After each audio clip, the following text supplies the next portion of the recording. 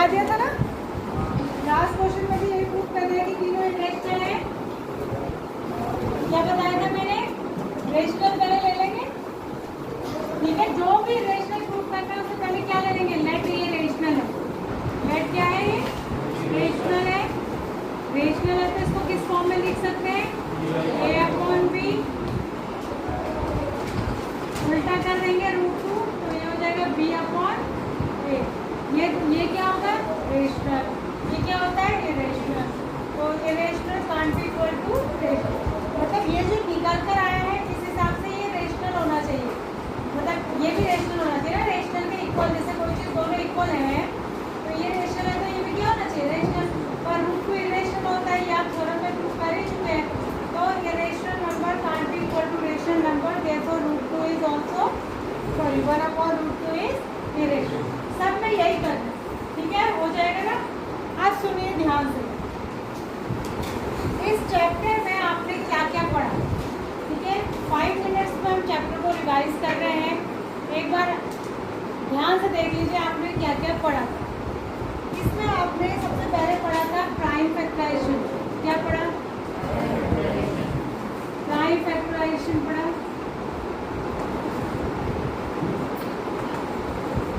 ठीक है।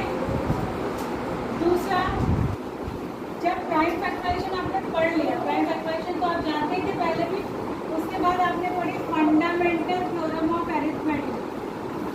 क्या पढ़ी, फंडामेंटल थ्योरम ऑफ अरिथमेटिक, जो बहुत ही इम्पोर्टेंट है, ठीक है। ये कभी कभी लिखने को भी आ जाती है। और फंडामेंटल थ्योरम ऑफ अरिथमेटिक में आपने क्या पढ़ा था कि every composite number can be represented as the product of prime factors and this prime factorization is unique for every composite number, ठीक है। ये पढ़ा था, आपको याद आ रहा है कुछ। उसके बाद जब ये चीज़ आपने पढ़ ली, ये चीज़ पढ़ ली, तो आपने तीसरा इसमें पढ़ा कि एलसीएम और एचसीएफ कैसे निकालते हैं, किसके बेस पे, प्राइम फैक्टराइजेशन बेस पर। प्राइम फैक्टर करने के बाद एलसीएम और एचसीएफ कैसे निकालते हैं। उसके बाद आपने पढ़ा कि जिन दो नंबर्स का आप एलसीएम और एचसीएफ फाइंड आउट कर रहे हैं, उन दोनों नंबर्स में और एलसीएम में और एचसीएफ में क्या रिलेशन होता है, रिलेशन होता है प्रोडक्ट ऑफ टू नंबर्स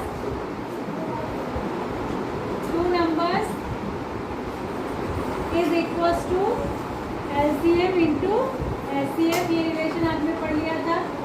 एक बहुत इंपॉर्टेंट क्वेश्चन आपने ये पढ़ा, इसमें जो आता है एग्जाम में, वो क्वेश्चन भी मैं लिख दे रही हूँ कि 6n कभी भी 0 से एंड नहीं होगा, क्योंकि इसके जब हम प्राइम फैक्टर करते हैं 6 से, तो इसके प्राइम फैक्टर में 2 और 5 नहीं आता है, तो ये कभी भी 0 से एंड नहीं होगा, ठीक है। यही पढ़ा था आपने इसमें। और क्या पढ़ा आपने इसमें कि √2 को, √3 को, या फिर √5 को, या फिर किसी अदर नंबर को ये रेशनल कैसे प्रूव करते हैं, ये रेशनल कैसे प्रूव करते हैं। ये रेशनल नंबर कौन से होते हैं, जो रेशनल नहीं होते, और रेशनल नंबर कौन से होते हैं और कौन से नहीं होते, ये हम कैसे पता लगाते थे, ये हमने क्लास 9th में सीखा था। क्या सीखा था आपने क्लास 9th में, डेसिमल एक्सपेंशन। क्या सीखा था, डेसिमल एक्सपेंशन, जहाँ 3 तरीके के डेसिमल एक्सपेंशन होते थे, टर्मिनेटिंग, नॉन टर्मिनेटिंग, रिपीटिंग और नॉन टर्मिनेटिंग, नॉन रिपीटिंग। अगर टर्मिनेटिंग डेसिमल है या नॉन टर्मिनेटिंग रिपीटिंग डेसिमल है, तो उन दोनों ही केसेस में नंबर क्या होता है, रेशनल होता है। और अगर नॉन टर्मिनेटिंग, नॉन रिपीटिंग है, तो उस केस में नंबर क्या होता है, ये रेशनल होता है। एग्जाम्पल खाली पहचान के लिए कहा जाए तो पहचान में रूट के अंदर जितने भी प्राइम नंबर्स अगर दिखाए गए हैं, चाहे वो √2 हो, √3 हो, √5 हो, √7 हो, √11 हो, √30 हो, कोई भी ऐसा प्राइम नंबर जो रूट के अंदर शो हो रहा है, तो ये पूरा नंबर रूट के साथ ये क्या होता है, इरेशनल होता है। क्यों होता है इरेशनल, जब हम पॉइंट में इनकी वैल्यू निकालते हैं तो वो non terminating, non repeating decimal आता है, तो इसीलिए हम कहते हैं कि ये क्या है, इरेशनल नंबर है। इरेशनल और रेशनल में क्या अंतर होता है, रेशनल नंबर को डेसिमल में और डेसिमल को रेशनल में कन्वर्ट किया जा सकता है, जबकि जो non terminating, non repeating decimal होता है, अगर आपको डेसिमल में दे दिया जाए नॉन टर्मिनेटिंग, नॉन रिपीटिंग जो डैश डैश डैश आता ही जा रहा है, तो उसको आप किसमें चेंज नहीं कर सकते, फ्रैक्शन में चेंज नहीं कर पाएंगे, ठीक है। तो ये बस इतना सा ही आपने इसमें पढ़ा। आई थिंक जितना मुझे याद है इसमें से आपके एग्जाम में 6 नंबर का वेटेज है, 6 या 4 ऐसे कितना है, इस चैप्टर का वेटेज कितना है, या तो 6 नंबर का या फिर 4 नंबर का। और जितना इसमें है इतना कुत्तू सा 6 नंबर का है शायद, तो वो उसके लिए 6 नंबर बहुत है। कोई एक्सरसाइज है नाम मात्र की, और इसमें यही 4-5 चीज़ें आपको पढ़नी है, जिसमें से मोस्ट इम्पॉर्टेंट जो एग्जाम में आने वाली चीज़ें वो मैंने आपको बता दिया। या तो आपका ये क्वेश्चन आता है, ये तो आता है, या इसमें या का भी सवाल नहीं आएगा, या तो ये आता है, या इस पर बेस्ड क्वेश्चन आता है, या फंडामेंटल थ्योरम पूछ ली जाएगी, या सिंपली अगर बेसिक का क्वेश्चन है बहुत सरल बनाने की कोशिश करेगा तो आपको 2 नंबर देके 3 नंबर देके उनका SCM और LCM निकालो कह देगा, प्राइम फैक्टराइजेशन बेस्ड। तो इतना ही इस चैप्टर में है। अब मुझे ये बता दें, इससे पहले कि मैं नेक्स्ट चैप्टर पर आगे बढ़ूँ, आप मुझे ये बता दें आपको इन सारे टॉपिक्स में से किसी पर डाउट है क्या? अगर नहीं तो हम आगे बढ़ें। हाँ, एक क्वेश्चन वाला भी इम्पोर्टेंट है, मैंने आपको बताया था कि प्रूव करोगे कंपोजिट है, तो मैंने आपको बताया था प्राइम इनटू कंपोजिट हमेशा क्या होता है, कंपोजिट ही होता है, ठीक है। आगे बढ़ जाए, यहाँ तक आपको लगता है कि आपको आ गया। दूसरा मैं बताऊँ बेटा, आप हाँ या ना कहने में कंफ्यूज इसलिए हैं because you are not doing self study. मैं कितना ही अच्छा पढ़ा दूँ, कोई कितना ही अच्छा पढ़ा दे, जब तक आप घर पर पूरा चैप्टर खुद से, सारे क्वेश्चन खुद से, सारे टॉपिक खुद से रिवाइज नहीं करेंगे, आपको अपना लेवल पता ही नहीं चलेगा कि मुझे आया कि नहीं आया। मुझे आता है या नहीं आता ये भी तो करने के बाद ही पता चलता है ना। जब हम क्वेश्चंस को करेंगे, टॉपिक्स को करेंगे, तभी तो मुझे पता चलेगा कि मुझे ये आ रहा है कि नहीं आ रहा है। सुन के राम कथा तो नहीं ना चल रही है कि सुन के आपको पता चल जाएगा कि आपको आया या नहीं आया। और पढ़ना हमेशा फर्स्ट डे से पढ़ता है, याद रखिए। 1 नाइट फाइट करके आप बहुत अच्छा स्कोर नहीं कर सकते। हो सकता है 1 रात पहले, 2 रात पहले, या कल एग्जाम है आपका, या 2 दिन बाद बोर्ड एग्जाम है, तो 1-2 दिन पहले पढ़ के आप पासिंग मार्क्स ला सकते हैं, बस बहुत अच्छा स्कोर नहीं कर सकते। बहुत अच्छा स्कोर वही करता है जो पूरे साल अच्छे से मन लगा के ढंग से पढ़ता है, उसी को पता रहता है कि मुझे कितना आता है, मेरा कौन सा एरिया स्ट्रॉन्ग है, मैं ट्रिग्नोमेट्री में बहुत अच्छा हूँ, कि मैं अलजेब्रा में बहुत अच्छा हूँ, कि मैं ज्योमेट्री में। हर किसी का सारा एरिया बहुत अच्छा नहीं होता, किसी एरिया में वो बहुत स्ट्रॉन्ग होता है, किसी में थोड़ा सा कम होता है। किसी की ट्रिग्नोमेट्री बहुत शार्प होती है लेकिन वो ज्योमेट्री उतने अच्छी एफिशिएंसी से नहीं कर पाता, किसी की ज्योमेट्री की एफिशिएंसी बहुत अच्छी होती है, वो ट्रिग्नोमेट्री उधर से। सब चीज़ों को हमें बैलेंस करना होता है। हम मान के चलते हैं, अपने दिमाग में ये पहले से बना के चलना होता है भाई अगर इसमें और इसमें चॉइस आएगी तो मैं इसको प्रेफर करूँगा क्योंकि मेरा ये वाला एरिया अच्छा है और इसको मैं सेकेंडरी रखूँगी। तो ये सब चीज़ें, ये एनालाइज करना, ये सब सोचना विचारना, ये आपको कैसे आएगा? अगर आप ये सोच रहे हैं कि एग्ज़ाम में महीना रह जाएगा, 2 महीना तब हम पढ़ेंगे, तो आप तब नहीं पढ़ पाएंगे। ये मैं बता रही हूँ, पढ़ के यहीं से चले, क्योंकि पहला चैप्टर आज हो रहा है, अब हो रहा है। पहला चैप्टर लास्ट मंथ में नहीं हो रहा होगा, तो आपको जब हो रहा है, जो चैप्टर जब हो रहा है उसी समय उसको क्लियर करके चलना है। अब इससे ज़्यादा मैं आपको नहीं समझा सकती। अगर आपको समझ आ रहा है, आपको अच्छा स्कोर करना है, आपको दूसरे की सुन की कहानियाँ, दूसरे की सक्सेस की कहानियाँ सुन के बहुत अच्छा लगता है, फलाना 80 आउट ऑफ 80 ले आया, फलाना स्कूल ड्रॉप कर लिया, उसको 10,000 कैश प्राइज मिला, उसको दूसरे का सुनना बहुत अच्छा लगता है। पर आप भी ये कभी कर सकते हैं जब आप मेहनत करते हैं। अदरवाइज मेहनत का तो कोई अल्टरनेट है ही नहीं, शॉर्टकट नहीं होती मेहनत, वहाँ तो मेहनत की जगह तो मेहनत ही करती, ठीक है। और ना ही ऐसा हो सकता है कि मैडम को आता है तो तुम्हारी जगह मैं एग्ज़ाम नहीं दे सकती। अगर ऐसी पॉसिबिलिटी होती कि अपने स्टूडेंट्स की जगह खुद एग्ज़ाम दिया हो तो हम ही दिया होता। तो आपके एग्ज़ाम में आप ही को बैठना ये बहुत बड़ी विडम्बना है, तो हम नहीं बैठ सकते, ठीक है। तो फर्स्ट चैप्टर में मान के चलिए कि रेशनल नंबर आपको आ गया। आगे बढ़ते हैं, नेक्स्ट चैप्टर आपका है पॉलिनोमियल। नेक्स्ट चैप्टर आपका है पॉलिनोमियल। ध्यान से पहले इंट्रोडक्शन सुन लीजिए, ठीक है, फिर हम आगे बढ़ेंगे। देखो, दूसरा चैप्टर है पॉलिनोमियल, सेकेंड चैप्टर में स्टार्ट करने जा रही हूँ। मैंने आज कॉपी के लिए बोला था, कॉपी चेक होने के लिए बोला था मैंने आज, हाँ ठीक है। दूसरा चैप्टर है पॉलिनोमियल। पॉलिनोमियल जो चैप्टर है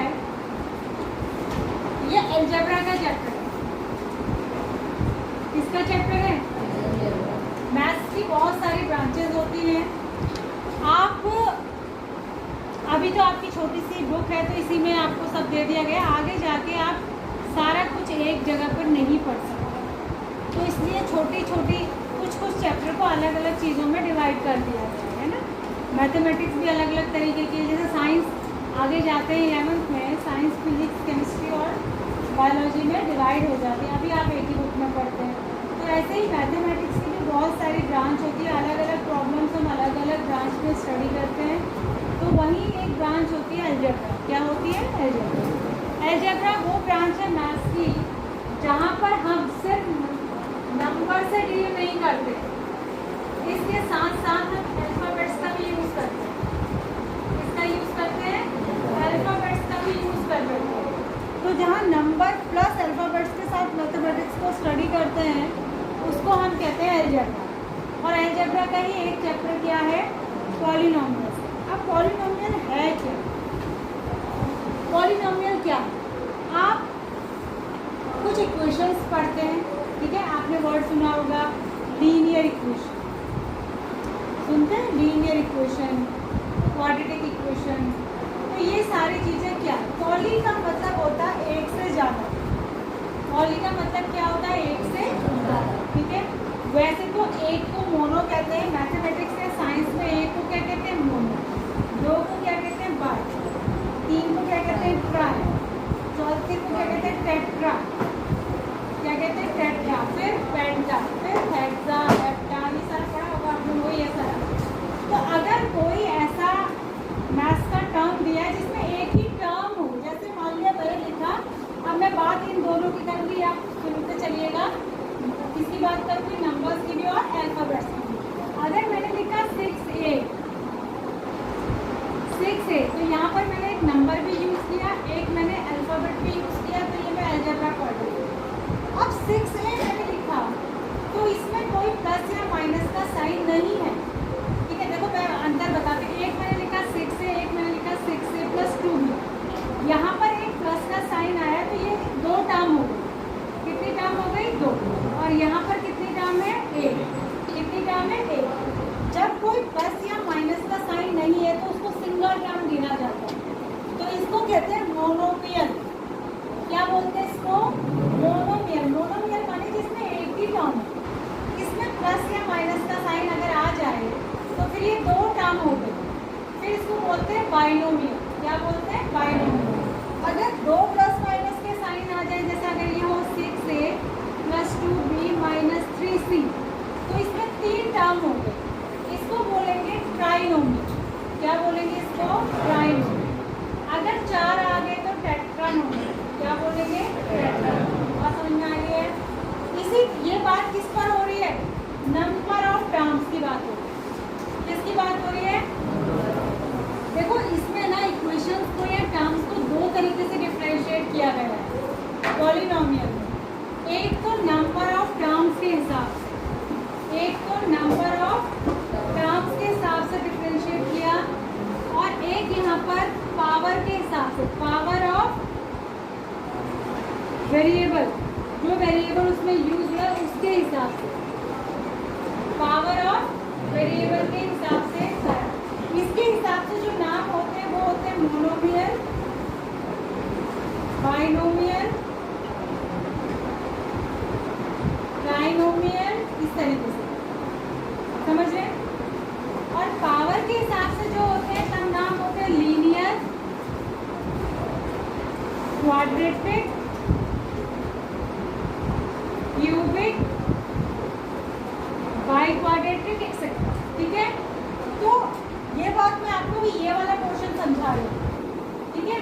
और दूसरा क्या है कि जो आपका पॉलिनोमियल होगा उसमें कुछ ना कुछ वेरिएबल होंगे ना, और वेरिएबल की कुछ ना कुछ क्या होगी? पावर होगी।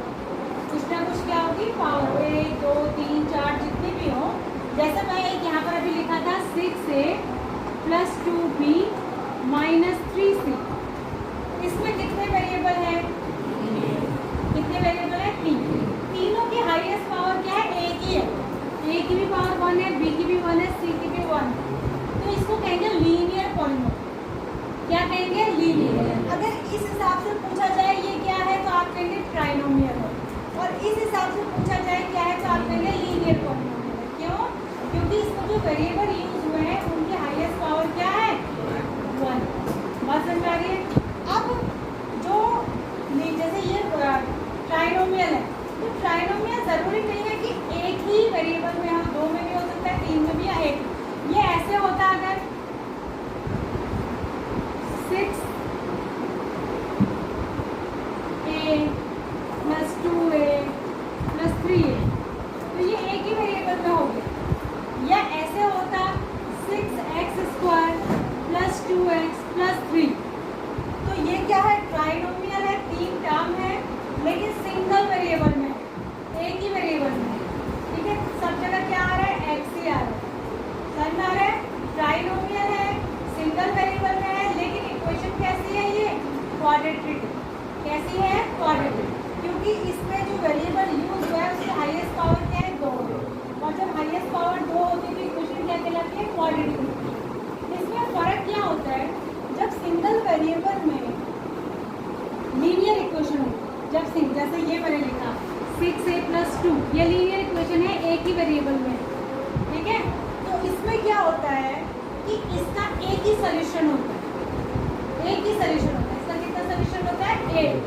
मतलब देखो, एक वेरिएबल की वैल्यू एक सिंगल इक्वेशन से निकाली जा सकती है। जैसे अगर मैं कहूँ यहाँ से a की वैल्यू निकालो, तो आप लिखेंगे 6a + 2 = 0, 6a = -2, a = -2/6, यानी कि -1/3। यानी एक इक्वेशन को यूज करके सिर्फ एक ही वेरिएबल की वैल्यू निकाली जा सकती है। वो भी तभी निकाली जा सकती है जब वो इक्वेशन सिंगल वेरिएबल में ही हो।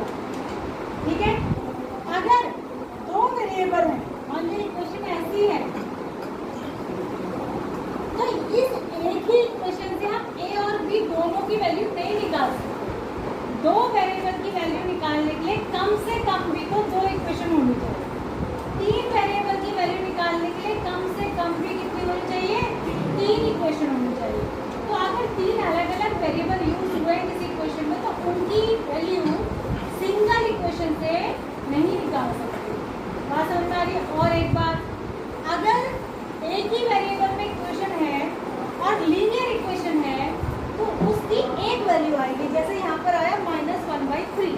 लेकिन अगर एक ही वेरिएबल में इक्वेशन है लेकिन क्वाड्रेटिक इक्वेशन है, तो इसको सॉल्व करके जो x की वैल्यू आएगी वो सिंगल वैल्यू नहीं आएगी, 2 वैल्यू आएगी। कितनी वैल्यू आएंगी? 2 वैल्यू आएंगी। x = या तो ये या तो ये, क्योंकि क्वाड्रेटिक इक्वेशन बनेगी। फिर उसका फैक्टराइजेशन पहले मिड टर्म स्प्लिटिंग पढ़ा था आपने क्लास 8 में, वैसे आप निकालते थे तो x की कितनी वैल्यू निकलती थी? 2। बात समझ आ रही है आपको? अच्छा, ये बात समझ में आ गई आपको कि नाम कैसे रखते हैं इनके? बाई क्वाड्रेटिक किसको कहते हैं? जिसकी 4 पावर होती है। बाई का मतलब भी 2 ही होता है, क्वाड का मतलब भी 2 ही होता है, तो 2 दूनी कितना हो गया? 2 × 4। तो बाई क्वाड्रेटिक कह रहे हैं, तो यानी उसमें जो वेरिएबल है उसकी हाईएस्ट पावर कितनी है? 4। हाईएस्ट पावर कितनी है? 4। अब एक चीज इसमें और यूज होती है, जीरो। क्या यूज होती है? जीरो। ठीक है, क्या यूज होता है? जीरो। जैसे कहते हैं कि इस पॉलिनोमियल की जीरो निकाल, तो जीरोस ऑफ द पॉलिनोमियल या जीरोस ऑफ द इक्वेशन क्या होते हैं? जीरोस ऑफ द इक्वेशन क्या होते हैं? जीरोस होता है कि जिस वैल्यू को रखने पर इक्वेशन जीरो हो जाए। जिस वैल्यू को रखने पर इक्वेशन क्या हो जाए? जीरो हो जाए, वही उसके जीरो होते हैं। जैसे यहाँ पर मैंने a की वैल्यू क्या निकाली? -1/3। अगर मैं इस a की जगह -1/3 को यहीं पर रख दूँ, देखो a की जगह मैं -1/3 रख के इस इक्वेशन को सॉल्व करूँगी, तो 3 × 2 = 6, 2 से -1 होगा तो -1 + 2, तो ये इक्वेशन क्या हुआ? जीरो हो गई। तो ये जो है ना a की वैल्यू -1/3, ये इस इक्वेशन का जीरो हुआ। इस इक्वेशन का क्या हुआ? ये जीरो। ठीक है, तो जीरोस ऑफ द इक्वेशन को ही सॉल्यूशन भी कहते हैं। इक्वेशन के सॉल्यूशन भी वही हुए। इक्वेशन के जीरोस निकालो, सॉल्यूशन निकालो, तो वो यही बात हुई कि जिनको रखने से इक्वेशन किसके बराबर आ जाए? जीरो के बराबर, वो जीरोस ऑफ द इक्वेशन कहते हैं। ठीक है, और फैक्टर और जीरोस में थोड़ा सा फर्क होता है। जो फैक्टर होते हैं उनको जीरो के इक्वल रखने पर जीरो निकलता है, ठीक है। जैसे मान लिया मैंने कोई क्वेश्चन सॉल्व करी, कोई क्वाड्रेटिक की क्वेश्चन, सिर्फ एग्जांपल बता रही हूँ, पहले सॉल्व नहीं कर रही, मान लिया कि ये क्वेश्चन मान लिया फॉर एग्जांपल, ठीक है, ये क्वेश्चन थी, मान लिया इसके दो फैक्टर आए x + 2 x - 2। एक एग्जांपल दे रही हूँ मैं, खाली इसके आएंगे नहीं है, मैं खाली एग्जांपल बता रही हूँ। अगर इसके फैक्टर ये आ रहे हैं तो ये जो दो हुए ये तो इसके फैक्टर कहलाएंगे। अगर आपसे कोई पूछे कि इस इक्वेशन के फैक्टर क्या है तो आप कहेंगे x + 2 और x - 2। और इन फैक्टर्स को 0 के बराबर रख के, जब x + 2 को 0 के बराबर रखूंगी तो x = -2 आएगा, और जब x - 2 को 0 के इक्वल रखूंगी तो x = 2 आएगा। ये जो आए ये जीरोस है, ठीक है। मतलब जो फैक्टर आए वो तो फैक्टर हो, जो दो पार्ट आए इक्वेशन के, जो सॉल्व करने में दो हिस्सों में जो इक्वेशन डिवाइड हो तो उसके फैक्टर हुए। लेकिन फैक्टर्स को 0 के इक्वल रखने पे जो x की यानी वेरिएबल की वैल्यू आती है उसको 0 पे बस समझना है। तो जीरोस और फैक्टर में ये थोड़ा सा फर्क है। फैक्टर को 0 के बराबर रखने पे क्या मिलता है हमको 0 मिलता है, और उस 0 को अगर इक्वेशन में रख देते तो इक्वेशन क्या हो जाती है 0। इक्वेशन दोनों साइड क्या हो जाती है 0। बात समझ में आ रही है आपको। एक होता है order, order of the polynomial. Order कहते हैं हाईएस्ट पावर। ऑर्डर किसको कहते हैं? Highest power of value. अगर तुमसे पूछा जाए इस इक्वेशन का ऑर्डर कितना है तुम कहोगे 2 है, क्योंकि इसमें वेरिएबल की हाईएस्ट पावर कितनी है 2। अगर तुमसे पूछा जाए इस इक्वेशन का ऑर्डर क्या है तो कहोगे 1 है, क्योंकि ये ऑर्डर 1 की इक्वेशन है। बात समझ आ रही है। अगर क्यूबिक होगी तो उसका ऑर्डर कितना हो जाएगा 3, अगर बाइक्वाड्रेटिक होगी तो ऑर्डर कितना हो जाएगा 4। बात समझ आ रही है। तो ऑर्डर हो गया, जीरोस हो गया, इनके नाम हो गए। नाम दो तरीके से होते हैं, मैंने बता दिया। नंबर ऑफ टर्म्स के हिसाब से होते हैं, मोनोमियल, बाइनोमियल, ट्राइनोमियल, टेट्रानोमियल, पेंटानोमियल, ऐसे। और पावर के हिसाब से पूछा जाए, ऑर्डर के हिसाब से, तो नाम क्या होते हैं? Linear, quadratic, cubic, biquadratic, etcetera. समझ में आ रहा है? आपने सिर्फ इसमें क्वाड्रेटिक इक्वेशन तक ही पढ़ना है, क्यूबिक तो है नहीं शायद, ठीक है। अब आपको इसमें करना क्या है देखिए,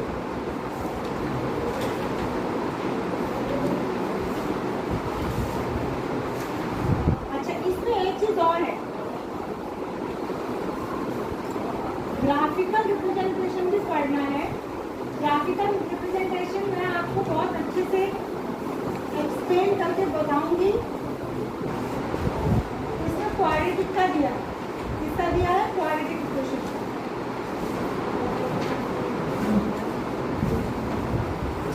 ग्राफ बनता है कैसे, यहाँ देखिए।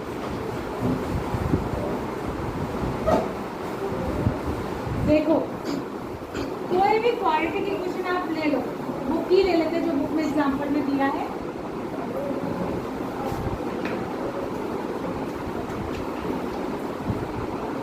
देखो मैं क्वाड्रेटिक की बात कर रही हूँ, लीनियर का अभी बता। देखो चलो पहले लीनियर से शुरू करते हैं।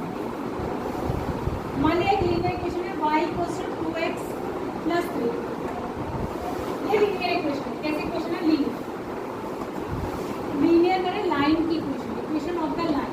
क्यों है ये लीनियर? क्योंकि ये ऑर्डर 1 की इक्वेशन है, ऑर्डर 1 की इक्वेशन, ठीक है। अब इसका अगर हम ग्राफ खींचेंगे, लीनियर इक्वेशन को लीनियर कहते क्यों है? लीनियर वर्ड कहाँ से आया? लाइन से। लीनियर वर्ड कहाँ से आया? लाइन से, क्योंकि ये एक लाइन की इक्वेशन होगी। अगर इसका ग्राफ खींचेंगे तो क्या होगा? अगर इसको ग्राफ पेपर पे ड्रॉ करेंगे इस इक्वेशन को, तो एक सीधी लाइन मिलेगी। क्या मिलेगी? एक स्ट्रेट लाइन मिलेगी। और इसी लाइन की इक्वेशन ये होगी y = 2x + 3। बात समझ आ रही है? तो लीनियर इक्वेशन का ग्राफ हमेशा एक लाइन आता है, ठीक है। आप ग्राफ खींचते कैसे, ड्रॉ कैसे करते हैं? आप क्या करते हैं, आपको लाइन ड्रॉ करने के लिए मिनिमम कितने पॉइंट्स चाहिए? 2। लाइन अगर कहीं पर तुम्हें लाइन ड्रॉ करनी है किसी इक्वेशन की, तो आपको 2 पॉइंट्स कम से कम चाहिए जिन्हें मिलाकर आप लाइन खींच सकें। ये लाइन कहाँ से जाएगी, ठीक है। तो कैसे निकालेंगे? आप x की कुछ वैल्यू रखते जाइए, y की कुछ वैल्यू आती जाएगी। ये क्वेश्चन भी आया था, खाली वैल्यू निकालनी। x की जगह 1 रख दीजिए, तो y कितना हो गया? 2 × 1 = 2 + 3 5। x की जगह 2 रख दीजिए, तो y कितना हो गया? 2 × 4 + 3 7। अब इस पॉइंट, पहला पॉइंट हमें क्या मिला? 1,5। दूसरा पॉइंट मिला हमको 2,7, ठीक है। x की वैल्यू 1, y की वैल्यू 5, यहाँ x की वैल्यू 2, y की वैल्यू 7। इसको यहाँ ग्राफ में खींच सकते हैं कि नहीं? अरे खींच सकते हैं कि नहीं? यहाँ पर आप लिखिए ना 1 2 3 4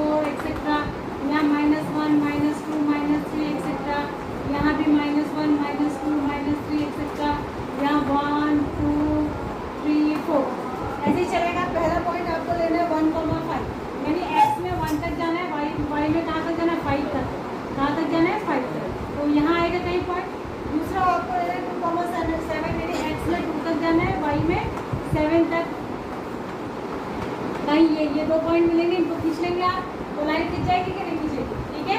तो इस तरीके से लाइन ड्रॉ करते हैं। तो लीनियर इक्वेशन का ग्राफ हमेशा क्या आता है, लाइन, तभी तो उसको लीनियर कहते हैं। क्या कहते हैं उसको, लीनियर कहते हैं। और लीनियर इक्वेशन का ग्राफ खींचने के लिए कम से कम हमें 2 पॉइंट निकालने पड़ते हैं, एक्स और वाई की दो वैल्यू निकालनी पड़ती है, और वो इक्वेशन से ही निकल जाती है। एक्स की वैल्यू रखते जाइए, वाई की आते जाएगी, या वाई की रखते जाइए, एक्स की आते जाएगी, ठीक है। अब आता है क्वाड्रेटिक इक्वेशन। क्वाड्रेटिक इक्वेशन का ग्राफ हमेशा पैराबोला होता है। उस शेप को क्या कहते हैं, parabola. X square minus 3x minus 4, इसमें लिए एक equation, x square minus 3x minus 4, इसको इसने y इक्वल्स टू ले लिया ताकि x और y दो वैल्यू निकाल सकें। कार्टेशियन प्लेन में अगर आप खींचेंगे ना ग्राफ, पेपर पे आप ग्राफ खींचेंगे तो उसमें 2 एक्सेस होती है, एक एक्स एक्सेस होती है, एक वाई एक्सेस होती है। तो ग्राफ ड्रॉ करने के लिए आपको कुछ y की वैल्यू भी तो चाहिए। तो इस इक्वेशन को y इक्वल्स टू ले लेंगे, x की वैल्यू रखते जाएंगे, y की वैल्यू आती जाएगी। जब आप इसका ग्राफ खींचते हैं, क्वाड्रेटिक है ये, ऑर्डर 2 की इक्वेशन है, ऑर्डर 2 है, तो इस इक्वेशन का नाम हो गया क्वाड्रेटिक इक्वेशन। क्या हो गया, क्वाड्रेटिक। जब आप इसका ग्राफ खींचते हैं, इसका ग्राफ ये शेप का आता है, यू। अब यू कैसा भी आ सकता है, ऊपर को, इन्वर्टेड, इधर को, कहीं को। तो इस शेप को कहते हैं पैराबोला। क्या कहते हैं शेप को, पैराबोला। इस शेप को क्या कहते हैं, पैराबोला। क्या कहते हैं, पैराबोला, ठीक है। तो इस पैराबोला की पोजीशन को देखते हुए आप बहुत कुछ बता सकते हैं इक्वेशन के बारे में, ठीक है। एक तो नंबर ऑफ जीरोस के बारे में बता सकते हैं, किसके बारे में बता सकते हैं, नंबर ऑफ जीरोस। अच्छा एक बात बताइए, जो क्वाड्रेटिक इक्वेशन होगी उसके ज़्यादा से ज़्यादा कितने सोल्यूशन हो सकते हैं, 2। ज़्यादा से ज़्यादा कितने सोल्यूशन हो सकते हैं, या तो कोई सोल्यूशन नहीं होगा, या एक होगा, या फिर मैक्सिमम कितने होंगे, 2। मैक्सिमम कितने होंगे, 2। ये हम ग्राफ देख के कैसे बताएं, इसमें एक तरीका होता है। अगर ये जो पैराबोला है ये एक्स एक्सिस को किसी भी पॉइंट पे टच नहीं कर रहा है, तो यानी इसका कोई सोल्यूशन नहीं है। अगर एक पॉइंट पे टच कर रहा है तो इसका एक सोल्यूशन होगा, और अगर 2 पॉइंट पे कट कर रहा है तो इसके कितने सोल्यूशन होंगे, 2। तो हमारा ग्राफ एक्स एक्सिस को जितने पॉइंट पे कट या टच करता है उस इक्वेशन के उतने ही क्या होते हैं, सोल्यूशन। और कई बार पेपर में आपको सिर्फ ग्राफ बना के दिया जाता है और आपसे पूछा जाता है कि ये बताइए कि इस इक्वेशन के कितने क्या है, सोल्यूशन। देखो यहाँ पर जो बना है, ये एक पैराबोला बना है, एक्स एक्सिस को 2 जगह कट कर रहा है, इसके 2 सोल्यूशन होंगे, इसके भी 2 होंगे, इसका एक होगा, इसका भी एक होगा, इसका कुछ नहीं होगा, इसका कहीं भी ये एक्स एक्सिस को कट नहीं कर रहे, इसका भी नहीं होगा। तो ठीक है, ऐसे ही आपको एक एक्सरसाइज में पहला क्वेश्चन भी यही दिया। ये देखो यहाँ अलग अलग तरीके के ग्राफ बने हैं और आपसे पूछा है कि इसमें कि ये जिस भी इक्वेशन का ग्राफ है उसके कितने सोल्यूशन होंगे, ये आपसे पूछ रहा है कितने सोल्यूशन होंगे। तो देख लो, पहले वाले का कोई नहीं होगा, दूसरे का एक होगा, तीसरा 3 पॉइंट पे कट करा 3 होंगे, चौथे के 2 होंगे, पांचवे के 4 होंगे, छठे के 1 2 3 होंगे, ठीक है। यूविका का फॉर्म किस किसने भरा था भाई?